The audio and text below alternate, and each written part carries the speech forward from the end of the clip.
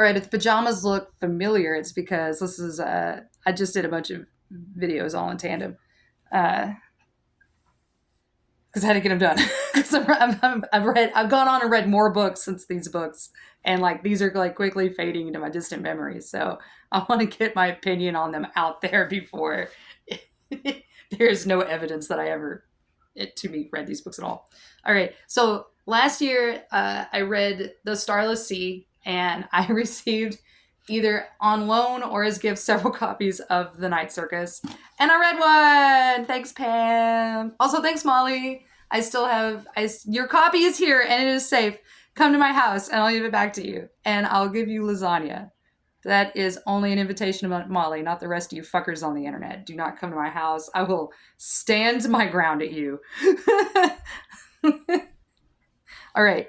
So yes, this is my lovely paperback copy that Pam gave me as part of my Christmas present, and I read it, and it was very much the book that Erin Morgenstern wrote before The Starless Sea. So you can definitely tell she's a little less. She's written a few tens of thousands of words less in practice. It's a little bit. It's very good. I highly recommend it before I get into the nuts and bolts of it. But you can tell that it is the author's slightly earlier work, which is a little precious. I love watching, or I love getting to read several novels by an author or a writer, and I love knowing the order in which they were written. Like when I read, I read a bunch of Lovecraft at one point, and you could really tell he was getting older and crazier, like more like scared of shit as he was getting older. And I think this book is the prose is definitely less refined, and the plot is less refined than The Starless Sea, but it is, I think, a great book to read, especially if you're just coming off The Starless Sea and you haven't read it. I highly recommend it because I just think it's so fascinating to see the book the author wrote before, right? Now, what this book is about, it is about a circus that happens at night. And there are some silhouettes that are the main characters, and they just shadow their way through that book. I'm going to continue to make fun of the overwrought covering because these people are really trying to sell you this book, right? So here's the plot synopsis. Sorry, I just saw a message pop up and it distracted me. Basically, what happens is two overwrought, hateful boomer dads decide that they're going to have a forever war and commit children to it against their consent. And the millennial children go, okay, boomer, but what instead we fuck? And that is this book. And it's kind of delightful because I don't want to spoil it, but like the comeuppance that you want to happen is love. It is a story that, reading this book the whole time, I just kept thinking, I just want love to win out over the pettiness. These two petty boomer dads from like Victorian England or whatever, right? They're still boomers. And like there are good boomers and there are bad boomers. The dads in this book they're bad boomers. They are shitbag dads.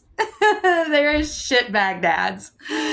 And the kids are just trying to live their fucking lives. Thank you very much. In the circumstance that they've been put in, which is living their lives and working in this fucking circus.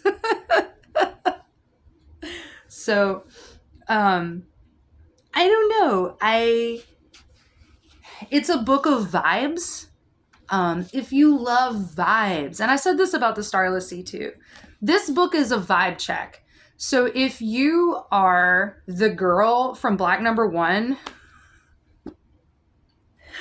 the song, by Typo Negative. If you're that girl and you have a date with Nosferatu at midnight, then you should read this. You should take this book with you on your date with Nosferatu. it is. I see now why my friend. I get it. This is. I like. You should put Beats Antique on while you're reading this book. Are you hearing what I'm? Are you hearing what I'm saying? Like, and like the early Beats Antique, like Tribal Derivations. Put that on and read this while you're reading this book, and it's gonna get you the vibe that you're looking for. Like, I finished reading this book and I suddenly want to just go out and buy like black and white striped stockings. Like, I don't know, and like black combat boots, which is silly because I already own a pair of decorative black combat boots. You know I do. All right. So in other news, I guess I could mention, if you're in Louisville, Banshee has a show on February 13th. It's a stacked lineup. I think it's the one with, let me see here. I think it's Loreborn, Cult of Sorrow, Galactic Spectre. It's all ages, which is kind of cool. It is at Magbar, our home base. Hopefully, I probably won't have Time to Burn. I probably won't have Harley's War either, honestly. Like, I'm waiting. JF. I'm waiting for my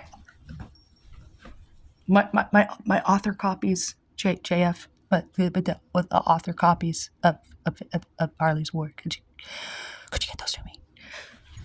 I hope that didn't turn out too loud. I'll delete it if it did. But I will definitely have the Boatman's Fee with me, and I can show you where to get the books. Also, Time to Burn. It's coming out by Ingham Spark.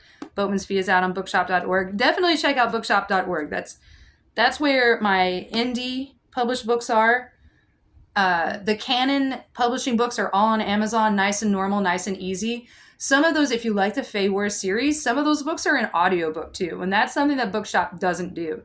So if you are an audiobook fan, I do believe there is some Fae Wars on audiobook, and I'm not an audiobook person, I can't pay attention, but everything that canon does is quality. So get on that.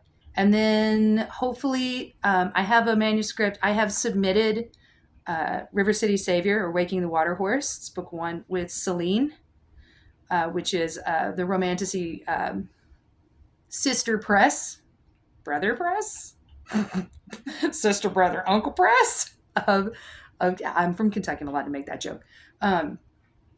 Of canon. So it's a lot of the similar people, but I have it on sale with them, and I'm also writing another manuscript for them. I'm very excited about it. I'm about to go to the coffee shop and hopefully like slam down 2,000 words. I've been locked in my house, and I kind of refuse to do a lot of hard writing in my house when like we're snowed in and my fiance is here, and there's baking to be done. I don't do a lot of writing. I do a lot of witchcraft. So but one more, pick up the Night Circus, pick up Harley's War, pick up the Boatman's Fee, pick up all the Fae Wars books, if you please, if you feel so called. And I will see you all again in another couple of weeks. I'm going to finish reading Neutron Star by Larry Niven. Go Puppeteers! People ask me what Super Bowl team I'm for, and I'm like, yeah, the Puppeteers! Yeah, they're herbivores! And on a parting note, this is super nerdy. Hopefully nobody watched to this point. My first ESO character was named Sabah al-Zin, because I thought the Zin were cool. The big, like, warlike cat people who were, like, carnivores, and their whole society was based on carnivorous shit. And then the puppeteers were herbivores, and, like, all of their society was based on herbivore shit. I just thought it was cool, But more on that later. I am not going to get distracted talking about Larry Niven in the Erin Morgenstern video. Go get it.